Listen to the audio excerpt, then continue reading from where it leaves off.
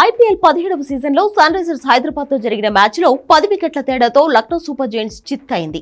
అయితే ఈ ఘోర పరాజయంతో Lucknow Super Giants owner Sanjiv Goenka తీవ్ర ఆగ్రహానికి లోనయ్యాడు.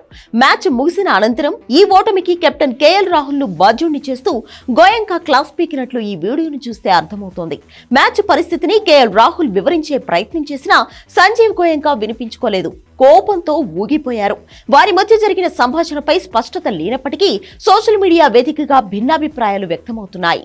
మాజీ క్రికెటర్లతో పాటు కొంతమంది క్రికెట్ ఫ్యాన్స్ మాత్రం సంజీవ్ తీరును తప్పుపడుతున్నారు. స్టేడియంలో అందరి ముందే రాహుల్ ను సంజీవ్ గోయంకా నిందించడాన్ని మాజీ క్రికెటర్ గ్రేమ్ స్మిత్ తప్పుపట్టారు.